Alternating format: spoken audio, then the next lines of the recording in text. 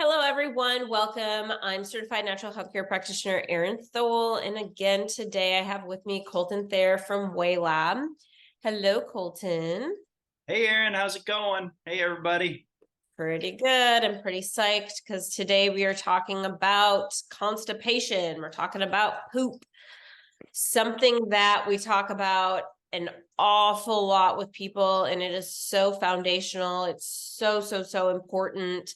Dealing with a lot of kids these days with constipation, teenagers, adults, like babies, the whole gamut, and we just really want to hit home on some of the main reasons for constipation. A lot of times I'll be in a consultation with someone and we'll be talking about their digestion and like, yeah, I poop like, 2 or 3 times a week, but it's been that way since I was a kid. And it's like, okay, like that's might be common for you, but it's not normal by any stretch of the imagination. So you've had a lot of GI dysfunction for your entire life is basically what you are telling me when you're telling me that you haven't pooped every single day ever, since you were maybe a baby. Right. Or something like that. Like that's a huge red flag for me as a practitioner. I'm like, okay, let's dive into this person's guts and let's see exactly what's walking around in there, because there's bound to be tons of infection. So there's a lot of reasons for constipation. Some of them are physiological, some of them are emotional. Oftentimes it's a combination of the two things, and one kind of comes before the other. So I just kind of want to dive into a lot of these things. Wow, there's so many things with constipation. And then talking about, the laxatives, the MiraLAX, like all this other stuff, and why it is so dangerous. So dangerous. Like I can't even express that enough. And we'll dive into that a little bit as we get rocking and rolling here. But some of the most basic, like foundational things that you can do for constipation, or I want you to ask yourself if you or your child is experiencing constipation. And constipation is one or less bowel movements a day. We should be pooping hopefully at least 2 times a day. You think about, dogs or hopefully babies. We're starting to see a lot more babies constipated, and it never used to be that way, but there's a million reasons for that. Eat poop. Like that's how we should be. Not like an urgent, I just ate this and now I am sprinting to the bathroom thing, but like within an hour of eating, like you should have a bowel movement, because it is that brain to gut connection, your vagus nerve telling your body like new things are coming in, get the old things out, kind of thing. So that is healthy digestion. That's what we want to be having. And we want to be having formed stools that, are forming that S or U or C shape in the toilet, kind of soft peanut butter consistency, easy to pass, medium brown.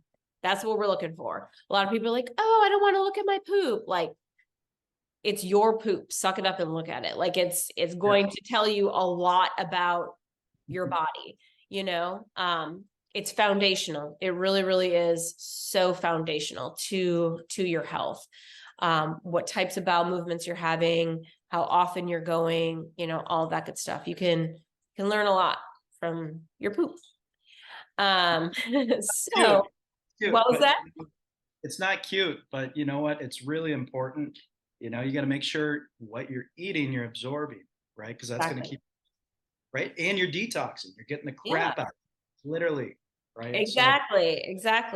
It's kind of like if, you light a fire in your fireplace, but your chimney is clogged, and then all that smoke is just like back filtering like into your house, kind of thing. If you're not pooping, like you're not getting your poop, actually going to the bathroom is like that open chimney, you're getting the smoke out, you're getting all the yucky stuff out.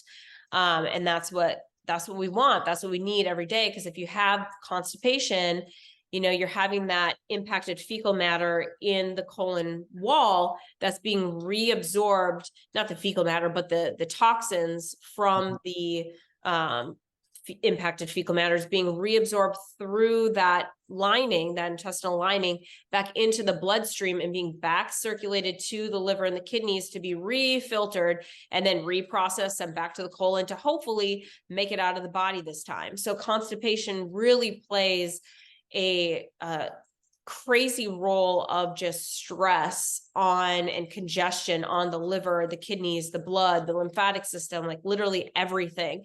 And a lot of people have a lot of like what we would call like mental health issues, anxiety, depression, OCD, mood swings, because they're constipated. You make more brain chemicals in your gut than you do in your head. So if you're not eliminating, that can most definitely play into your mental health. And I see that all the time in kids that have constipation and in adults. They just kind of manifest in different ways because adults typically should be better at regulating their emotions than kids, but a lot of times kids just like flying off the handle and having a lot of angry outbursts or anxiety kind of breakdowns and stuff like that. If they're not pooping, you'll see that trend. Like they pooped for a couple of days in a row, they were a lot calmer, they were much more balanced, they were just a normal kid, and then they get constipated and their moods are just all over the place. So that gut-brain connection is so strong. Your gut is oftentimes called your second brain, and that is for a reason.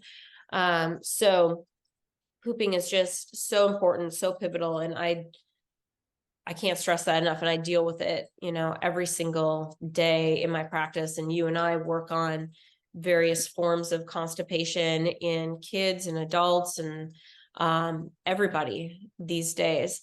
And it seems like so many people are being pushed towards laxatives, stool softeners, even, like doing a lot of these natural, herbal softeners and stuff like that. Like staying on them long-term is not the answer. I'm not looking to have somebody take slippery elm and, senna like 24/7 for the rest of their life. Like that's not getting to the root cause of why the constipation is there in the first place. As functional medicine practitioners, we're always looking for the why. I don't want to give you an alternative to MiraLAX just to have you hooked on that. Like, oh, I'm just going to take magnesium citrate for the rest of my life. Okay, well, that eventually is going to weaken that colon lining as well, because it's a lot healthier for your body. It's not toxic, but your colon is a muscle and you have something called peristaltic action. So that's that expansion and contraction of the colon, moving matter through. Now, if you're constipated, you're in this constant state of hyperextension. Okay. So think about if I have my arm extended and I'm trying to flex my bicep, how easy is it to flex your bicep? It's pretty dang hard. Like you can't do it. But if I curl my arm up, I can flex my bicep pretty easily, no brainer. Your colon is the same way. If it is chronically stretched, it's becoming weak. It can't flex. It can't move matter through. So if you're taking MiraLAX, any other kind of stool softener, magnesium citrate, slippery elm, whatever, and you're just plowing everything through, you're going to move some matter for sure, but you're not waking up that muscle. You're not waking up that peristaltic action and getting the colon to actually do what it is intended to do and strengthen that muscle. And those nerves are becoming weak. I know a lot of the products that you work with, Colton, actually work on like the nervous system within the digestive system to like tonify that so that those muscles can start to wake up and actually do what they're supposed to do, which is so important to actually getting to, a final solution, like tonifying the gut and getting it to a place where it can work the way that it's intended. So that's kind of step 2, is like getting the colon to work the way that it's intended. Step 1 is really, like moving matter out. And sometimes we do need to use some of that magnesium citrate or something like that for a period of time to get things to move through. Yes, but we also want to know, why is the constipation there in the first place? Is it diet? Is it lack of hydration, like lack of water intake? Like these simple basic things, foundational things we need to look at first and foremost. And then next to that, we would look at infections, which are super, super common, and they work one of two ways depending on the individual. Actually, one of three ways. A lot of times they'll either cause constipation, or they'll cause diarrhea, or they'll cause, a third way would be a combination of constipation and diarrhea, where you'll go through a period of time where there'll be a lot of constipation, and then you'll go through a period of time where there'll be diarrhea. Then you might have a couple of days of just normal sprinkled in there, and then the cycle repeats itself.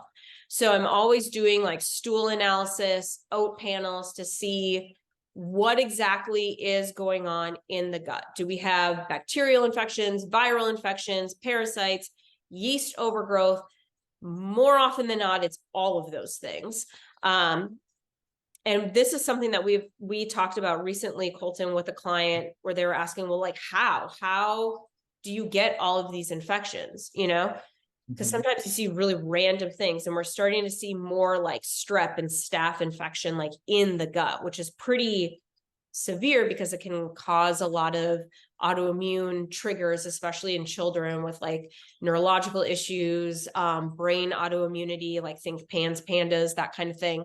And we're starting to see more and more of that. Sometimes you're introduced to it, from another person, from just, being out and about and stuff like that. But we had talked about with a client earlier, about how if you think about the ecosystem, and sometimes things just grow because the ecosystem is right. So if I leave a pound of hamburger sitting out in the sun for a couple of days, it's going to start to grow things, not because I put, maggots in there to grow, but they just start to grow and proliferate because the conditions are right.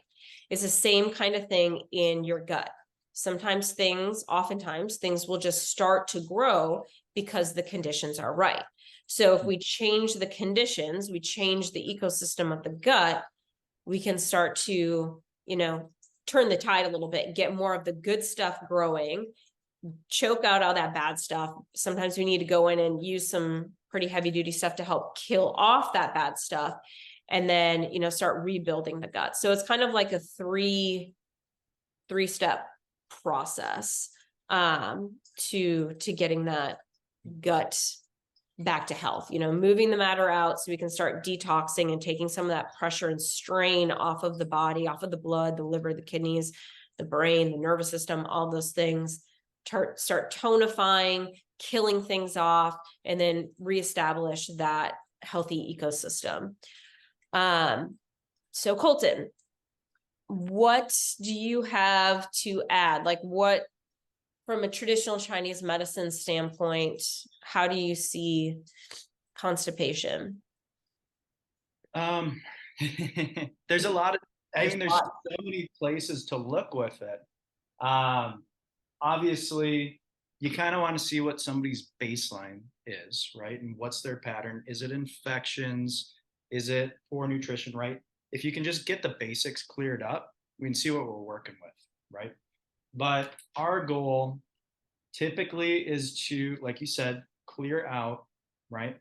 We like to reduce inflammation, clear GI heat, right? So we use a product called Probiosis very, very often. And it's got awesome herbs in it that help to reduce inflammation. It's got some antibacterial herbs that help clear out pathogenic bacteria, and it's not going to disrupt the healthy ecosystem, right? So part of that is like, okay, well, we got to reset it, clear it out, right? And then we want to look at, okay, so now that it's mostly cleared out, let's work on nurturing and tonifying, right? Yeah. So we use things like Luna, which helps to enhance the enteric nervous system. It helps to provide a little bit of a coat to the small intestine, to the basically the colon. But basically, when we kind of get that mind-gut activity going again, we'll have better muscular contractions, we'll have better movement, right? Better gut connection, just understanding like, oh, we got an issue here, right? And understanding where it's at, right? But I mean, there's so many things you could do, and everybody's got different issues. Mhm.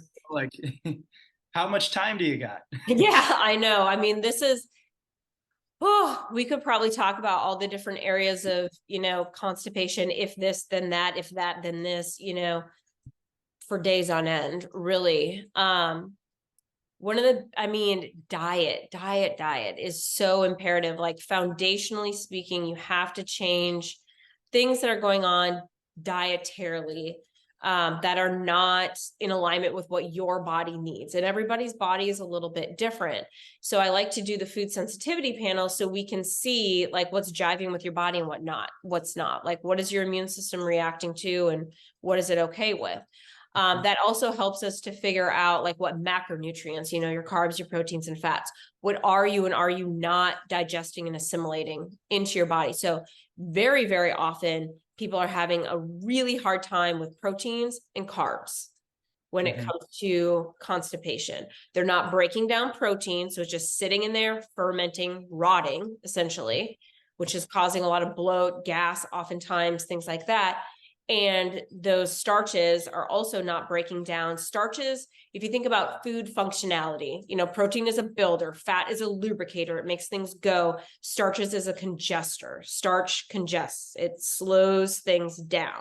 So if someone's eating a lot of processed foods, they're eating a lot of pasta, breads, grains, crackers, all these things, that's slowing things down. And people will often say, well, what about fiber? I feel like I need to like increase my fiber and that'll help with my constipation. No, no, no. Fiber is not a nutrient. Fiber is not a nutrient. Fiber is a bulking agent. If something is expanded and can't contract to like move things through, why the hell would you put something else in there that's just going to bulk it up even more? Like, that's the most common misconception, and one of the biggest issues I have with our medical system not having any nutritional training whatsoever is that all these doctors are saying, eat more fiber, take MiraLAX, drink water, you'll be fine.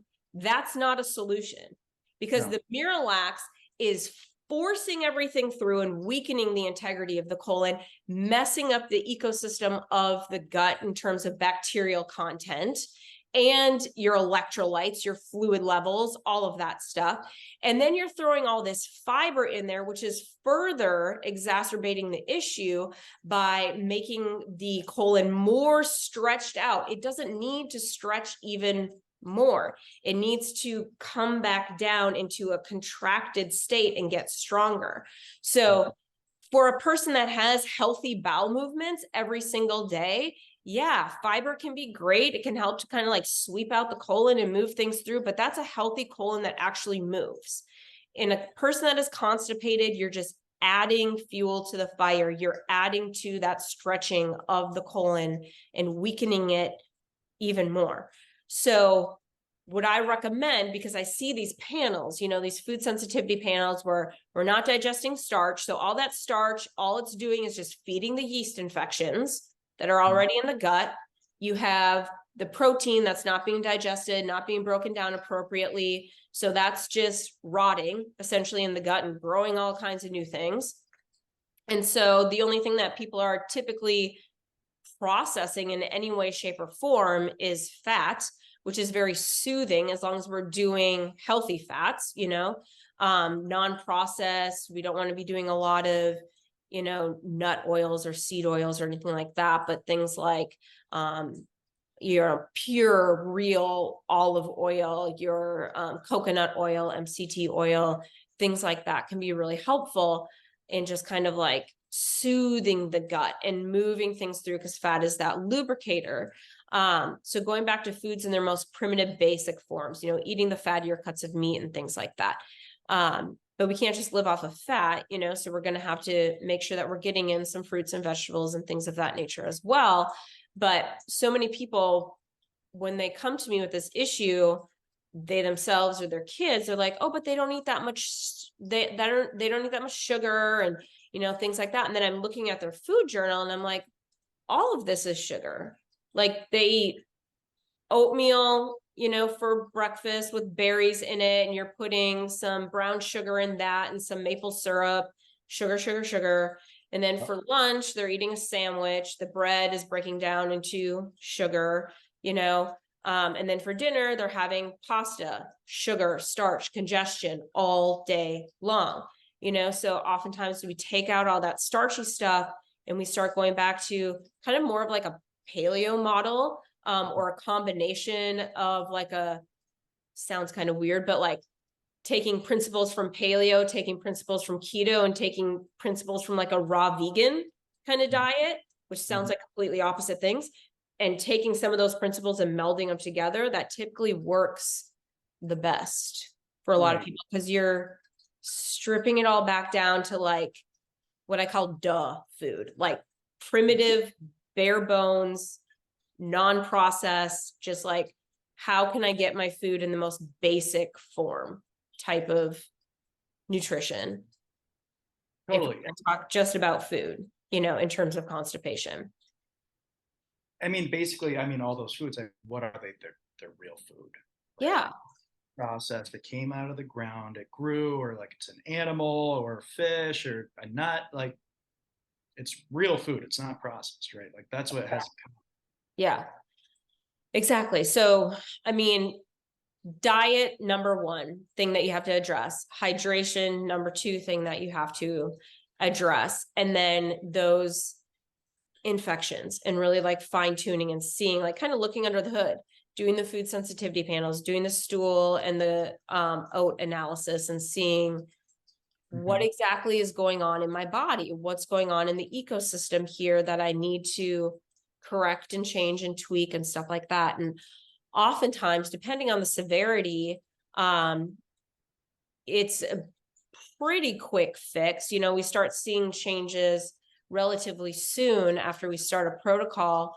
Sometimes for kids, it's a little tricky because they oftentimes don't know how to swallow pills yet. So there's some things that they can't take. And if we make it into, I've experimented with this, like making different things into tinctures, and we're like, nope, that's horrible. Yep, we can tolerate this, and stuff like that. So sometimes with kids, we have to get a little bit more creative in how we like concoct things and put things together and mask things. But where there's a will, there's a way. Yep.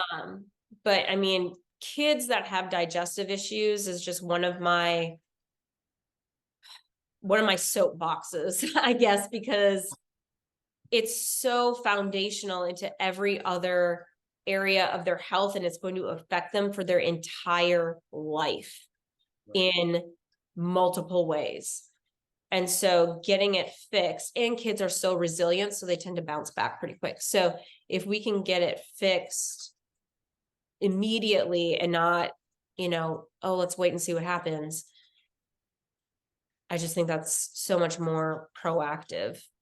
I know I get like so fired up about this constipation issue because it's just, I work with it so much. Well, yeah, and a lot of people have it and they think, it's no big deal, right? Like it's normal, right? And what comes with it is so many other issues, so many other symptoms, and then people get on medications, and then they're, next thing like they're actually like really sick, right? And nobody's going to fix it, right? Who do they go to for, right, the root of their issue, right? They're not going to go to a GI doc, right? Or they might, and they're not going to get any treatment, right? Yeah. This is kind of trickle down effect of oftentimes those clients that we deal with pretty frequently that are I've been to every specialist and nobody can tell me what the hell's wrong with me people, where it's like it starts with one thing and then it trickles down to the other thing. But in the whole scheme of things, they've been put on like, let's try this medication, let's try that medication. Pretty soon they're on like 6 different medications, and you don't know what's contributing to their symptoms or helping. And it's just like the snowball effect. And so many medications cause constipation, which then just adds to another issue and adds to their toxicity and adds to their feeling like crap. So it's just it's very frustrating, but it's also very rewarding to like unwind all of this. And then you get a person where they feel normal, they feel good, they have good energy, they're digesting well, they, sleep well at night, and they're starting to see like how all these things are connected and get really in tune with their body and actually trust their body and what their body is telling them again. So that's the fun part of it, is like unraveling all of it.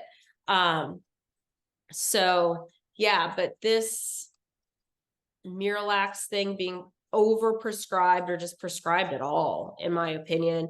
I don't know if a lot of people know the history behind MiraLAX, but it was supposed to be taken off the market a few years ago. There was a huge lawsuit where they were trying to get it to be taken off the market because so many kids were being prescribed MiraLAX, which it's not recommended for anybody under the age of 17, and it's not supposed to be taken for more than 7 days. And despite this lawsuit where, the makers of MiraLAX were being sued because it was causing psychosis in children, OCD, anxiety attacks, panic attacks, like all this other crazy, like mental health issues in children. And so it now has a black box label warning on it saying that it is not recommended for children in any way, shape, or form because of that potential risk. It can also cause constipation, which I think is interesting since that's the very thing that it's supposed to be treating. And you can get allergic. You can be allergic and have very severe reactions to the PEG in MiraLAX, which is a petroleum product. Like, it's just extremely toxic. But doctors are still prescribing MiraLAX to kids, and they don't tell parents anything about these extremely severe side effects that are very, very potential. There's a Facebook group that a client of mine told me about, that because her child had been on MiraLAX for a while, and she had noticed some behavioral changes in him and was looking for alternatives, and she stumbled upon this Facebook group that's, Parents Against MiraLAX or something like that. And it has over 80,000 members in this group, which I think is just so profound and just so eye-opening to this problem, because here's 80,000 plus people that know about the extremely detrimental side effects of MiraLAX, but I guarantee there's at least 80,000 plus more that have their kids on it that don't know anything about that, easily, if not double that. So I just think there needs to be so much more awareness about these products that are readily available and being prescribed, and the fact that these extremely severe and potentially life-threatening side effects are pretty dang common and shouldn't be just brushed off. And, kids taking MiraLAX every single day for 9, 10 months, a year or more is not okay. Like, what problem is that fixing? What is it fixing? It's not fixing anything. It's just deteriorating the intestinal lining, causing more food sensitivities, more infection, more issues of, even non-digestively related down the road. It's just, it's so frustrating. It lights me up, really, it does, because I just can't, like, as a parent myself, I'm like, there's so many things, and with dealing with my son's health issues and stuff like that. Like, I often thought about, this is so stressful and so overwhelming. I cannot imagine how this must feel to people that don't do what I do for a living and don't have access to the practitioners that I have access to, where I can like call you and Dr. Lee up and be like, hey, can you make this for me? Like, not very many people have that ability. So my heart just goes out to all these parents who are trying to like navigate and learn all of this stuff on the fly, like just basically like treading water and going through it and, picking up pieces of information here and there, and just like the extreme amount of frustration and like injustice really that they must feel. So it's just, it blows my mind. Blows my mind. So you talked a little bit about some of the different products that you guys use to help like wake up that nervous system, and stuff like that, and like get that peristaltic action really going again, within the small and large intestine. So what other types of things are you kind of looking at and looking to kind of adjust? What kind of things do you typically see with people that have chronic constipation or just like digestive issues in general? Yeah, I guess digestive issues in general, let's say constipation, right? You get kind of backed up, right? Things don't move, it gets congested, and, things ferment, they rot, we get more infections, right? With that, that's going to add to the congestion because now your immune system's activated, trying to fight it off, right? So inside your colon and inside your small intestine, you got things rotting. On the outside, you got your lymphatics, you got everything else, your blood vessels, things are getting just kind of really backed up. And, the best way to do is clear it out. And then you got to work on maybe draining out lymphatics. We use a product called Wei Lab for that. Say the liver gets backed up, right? Not able to secrete bile, right? We want to support that, boost that function. So maybe we'll look at brown. The other thing is like with congestion, with swelling, things like that, with anything, right? There's going to be reduced circulation too, and constriction of the blood vessels. So we got to work on that. So like, there's so many options, but typically we'll want to do something along those lines. Clear the infection, kill that off, drain out the lymphatics, maybe drain out the liver a little bit, and boost blood flow, right? And what a lot of people notice is like, once things are running right, your stomach, your tummy, it's going to look flatter, right? It's not going to look puffy, right? Your liver's not going to look like it's sticking out a little bit. Bulging, yeah. It's like, that's not good. That's not good at all. So we really want to just make sure things are moving right. And like you said, food is probably the most important thing you can do. I work with so many people, and we work with so many people that they're doing well, great, going, 3 times a day, right? Not urgent, just it's working perfect. They're like, I'm doing really good. You know what? I'm going to go out with my buddies and I'm going to go eat some pizza, right? Or something Yeah. that's just processed. You're like, I deserve to treat myself. And what happens is I get a call 3 days later. Colton, I haven't pooped in 3 days. I feel awful, right? Just stomach ache. I've been doing, just feeling awful, achy, joints hurt, whatever, right?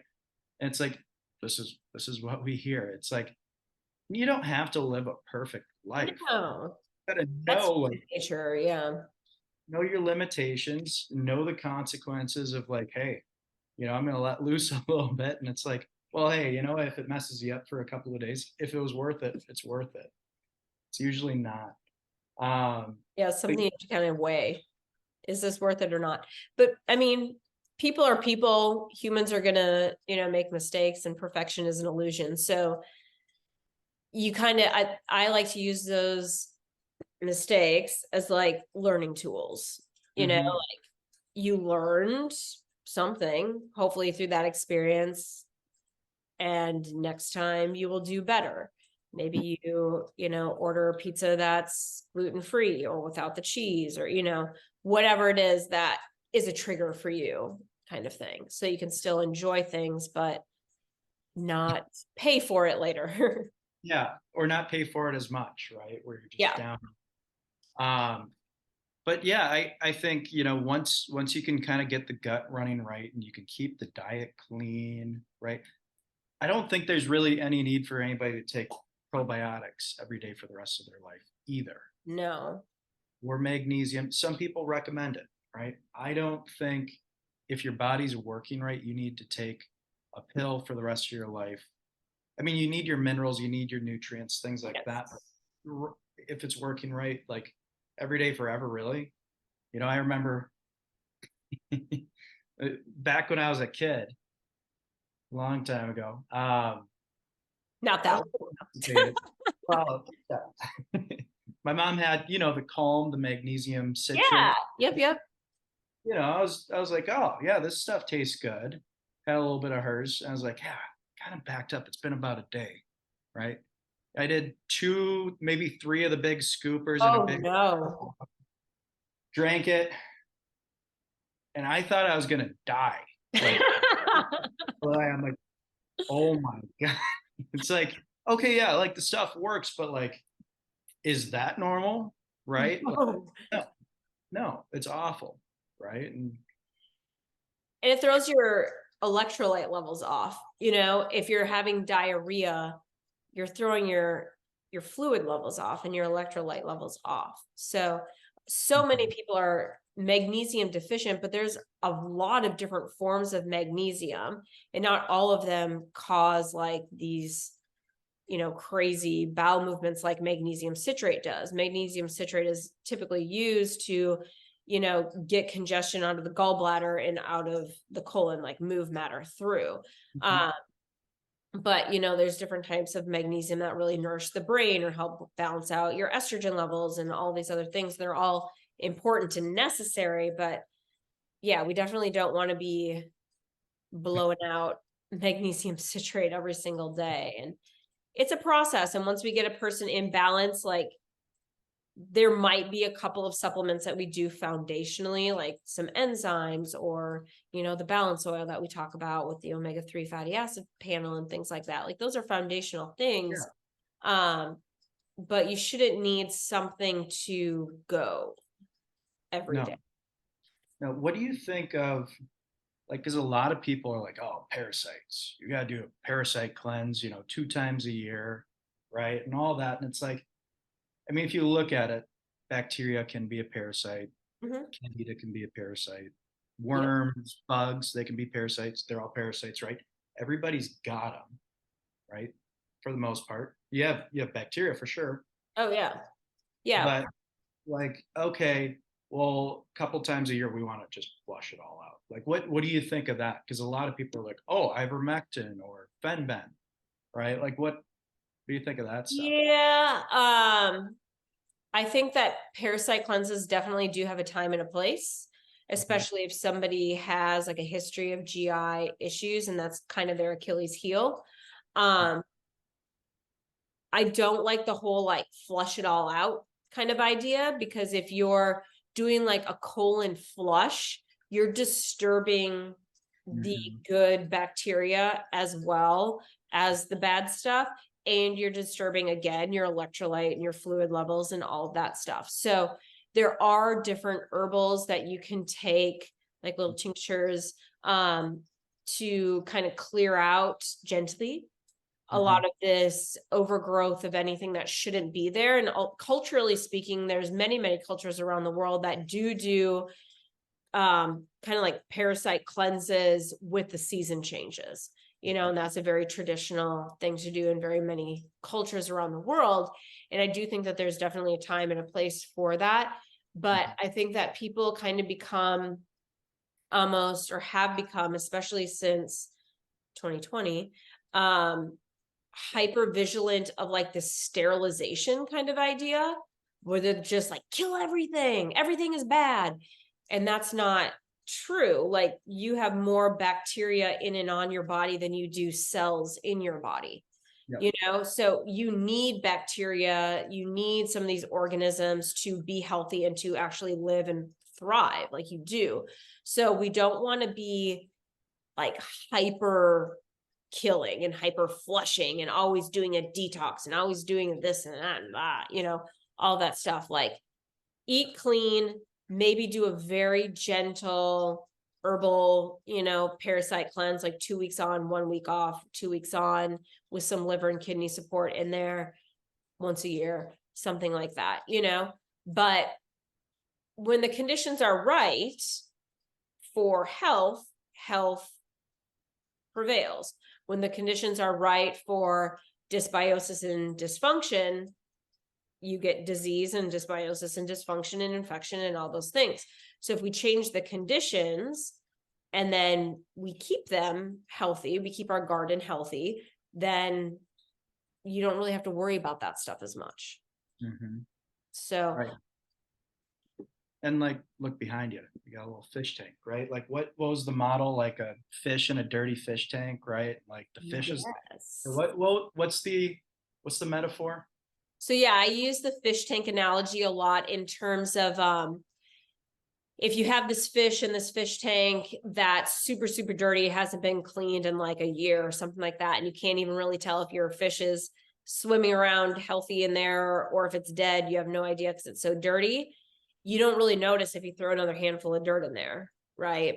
But if we clean out that fish tank and we get it all nice and healthy and happy, and you have your little fish swimming around, if you throw a handful of dirt in there, you're going to notice, you're going to see it right away.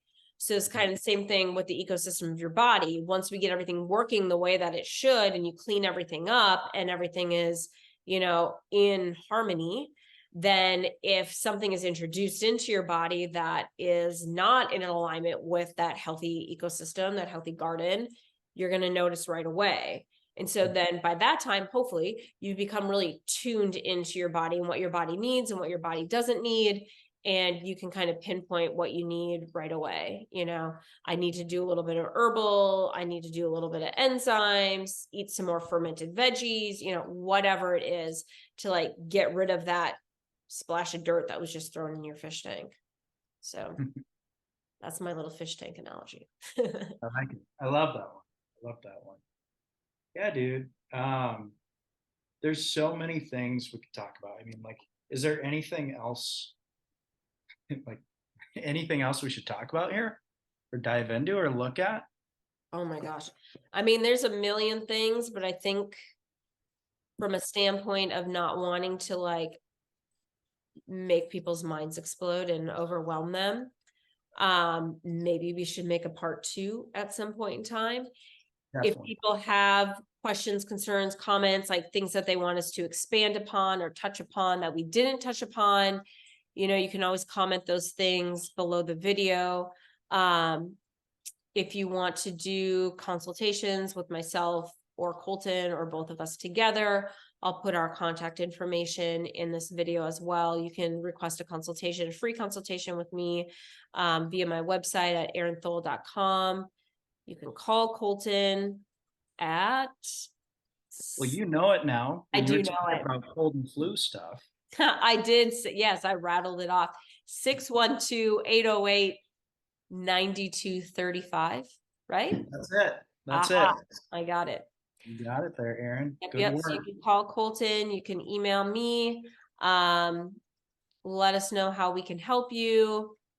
And yeah, let us know if there's anything that you want us to expand upon, and we'll go from there. So thank you so much for joining us today in our passion talk. The rant. With the rant, yes. It was good. Thanks, Colton. Talk to you later. Thanks, Erin. Sounds good. Talk to you later.